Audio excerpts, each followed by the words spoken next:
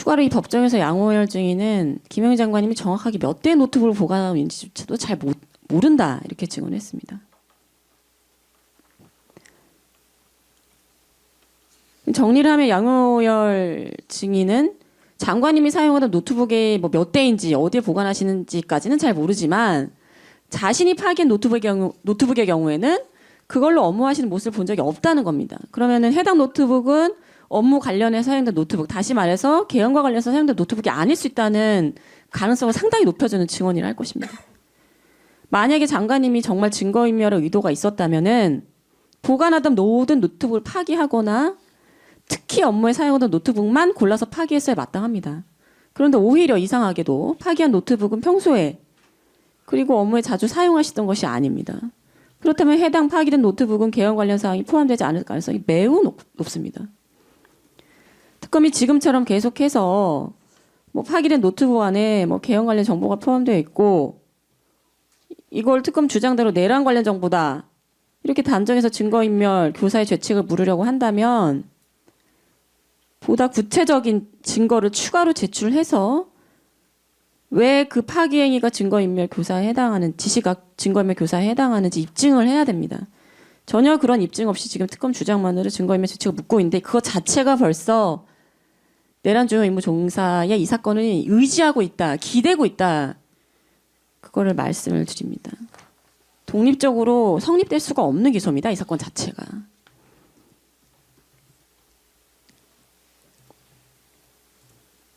만약에 이게 증거인멸 교사 성립이 정말 증거인멸 교사가 있었다면 그런 지시행위가 증거인멸 교사에 해당한다면은 그 직접 파기하는 당사자가 이거 좀 이상하다. 이게 문제점이 있다. 이런 의심을 하거나 뭐 문제점을 느꼈어야 되는데 그런 증언은 단 한 번도 존재한 적이 없습니다.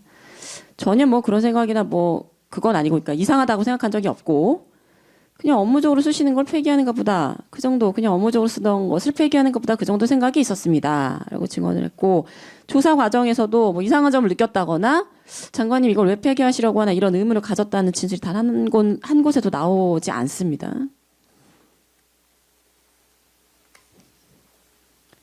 다음으로 아이폰 관련한 특검 주장을 반박하겠습니다. 이것도 마찬가지로 그 정상적인 보안 규정 준수 행위의 일환으로 보아야 하고 아까도 말씀드렸지만 이게 원래 업무라는 게 원칙적으로 끝나면 관련 디바이스는 다 폐기하는 것이 맞다. 이렇게 설명을 하면서 폐기를 지시했습니다.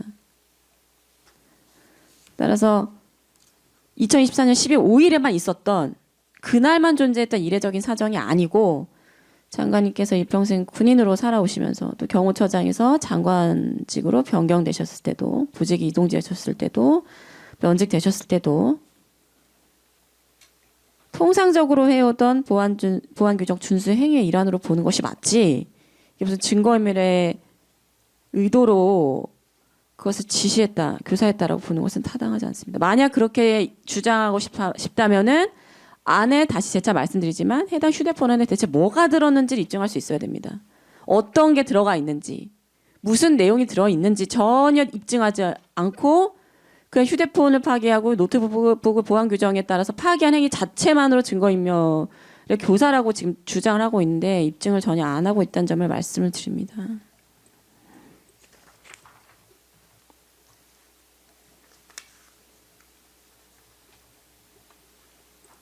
결론 마무리하겠습니다. 현재 특별검사 쪽이 계속해서 원본성 및 무결성이 입증되지 않은 디지털 증거를 계속 제출하고 있습니다. 지난 유미래 공무원 때도 마찬가지였지만은 임의성이 부인되는 진술 조서도 상당히 많이 나오고 있고 여러 가지 군사 기밀이 적법한 절차에 따라 취득되지 않은 상태에서 제출된 것이 드러났습니다. 저희가 관련 사건으로 다른 그 장관님 관련 사건도 하고 있는데 저희가 증거 기록을 보지 못해서 일일이 비추인가를 받고 군사 기밀을 열어보기 위해서 거쳐야 되는 절차가 너무나 번거롭게 많습니다. 근데 왜 이 사건에서만 유독 안보폰을 포함해서 군사 기밀에 해당하는 것이 군사기밀 보호법에 전혀 제지를 받지 않고 계속해서 노출되고 있다는 점을 말씀드립니다. 그리고 중간중간 재판장님께서 이것은 그 군사기밀에 해당하기 때문에 중계를 중지하시는 데가 있는데요. 사실 그것만 보더라도 외부 함부로 노출돼서는 안 되는 정보가 이 사건에 포함되어 있다는 것인데 그렇다면 당연히 군사기밀보호법에 따라서 적법한 절차를 거쳐야 되는데 그런 부분은 입증이 전혀 되지 않고 있다는 점을 말씀드립니다.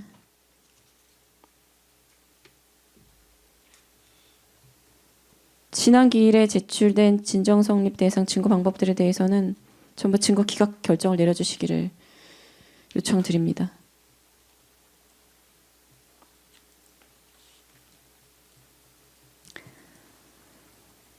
또 하나 공소기각이 판결로서 선고될 수밖에 없는 점들은 저희가 이제 계속해서 말씀을 드리겠습니다만 조서를 볼 때마다 수사를 개시하고 조사에 참여한 검사들이 법정에 제정해서 증인 신문에 참여하는 것 자체가 다른 법원, 다른 법정에서는 인정될 수 없는데 유단히 장관님에 관한 사건에서만 반복되고 있다는 점을 재차 말씀드리면서 이것은 검찰정법 4조 2항의 강형 규정을 위반하거나 잔탈한 것이기 때문에 지속되어서는 안 되고 지속될 것이라면 당연히 절차적 적법성은 인정될 수가 없기 때문에 더욱이 공소기각의 판결이 불가피하다는 점 말씀을 드립니다.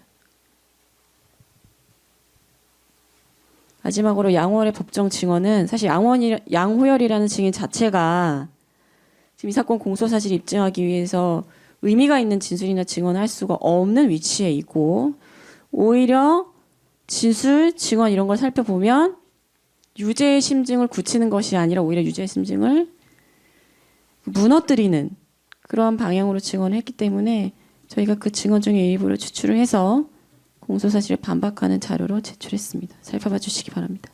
이상입니다. 더 말씀하실 건 없으시고요. 특검에서 말씀하실 건. 네, 저희가 따로 의견서를 하도록 하겠습니다. 다만 실체 확인에서 저희가 남은 증인 신문과 서증서를 통해서 차차 입증하겠고요.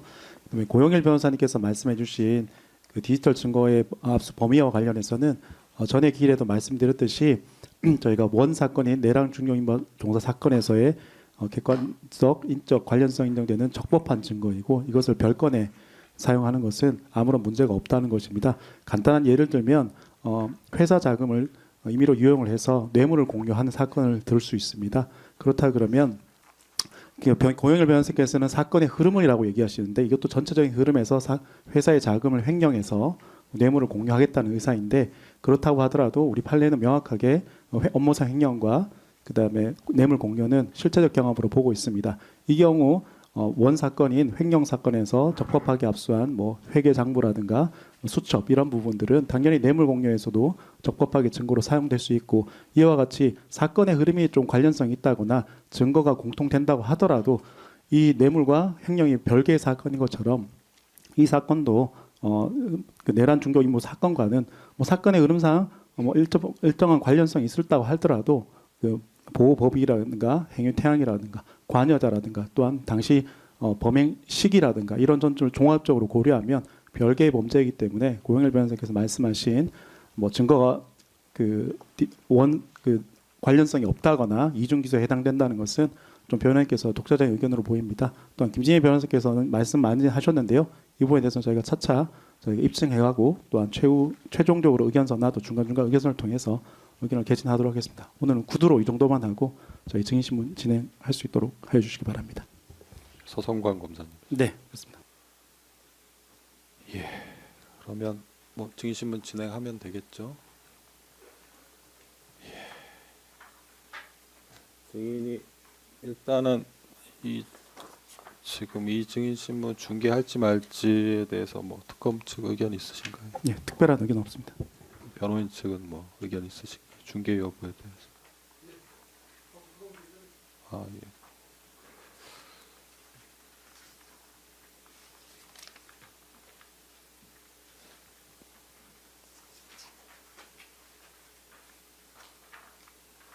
혹시 여기 질문 중에 내용에 있는데 국회 국방위 긴급 현안 질의가 비공개였나요, 공개였나요?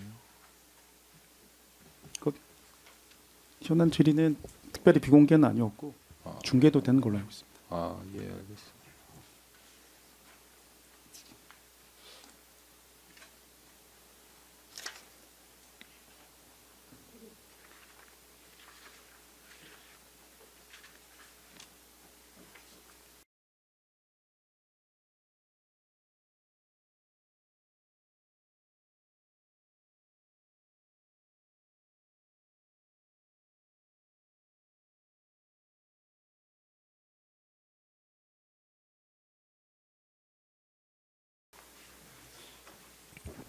예, 그럼 증인 김철진에 대한 증인 신문은 계속 이어서 중계를 하는 걸로 하되, 다만 증인이 증인 지원 요청을 했습니다. 이 사건 김철진 증인은 요청 내용은 이제 별도의 공간에서 대기하다 입장하는 게 있고, 그다음에 이제 중계할 경우에 얼굴이 좀 안 나오게 뒷모습만 촬영해 달라는 게 요청 내용입니다.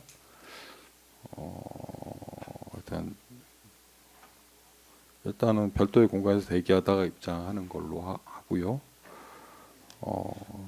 중계 이제 증인 얼굴이 안 나오는 것으로 해달라는 건데, 이게 저희가 지금 카메라 제가 보니까 증인이 옆 얼굴이 나오는 것 같던데,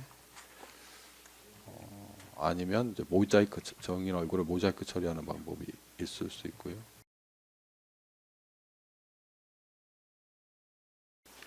증인 지원 요청 관련해서 뭐 쌍방에서 특별한 의견은 없으시죠? 증인 지원 요청 관련해서.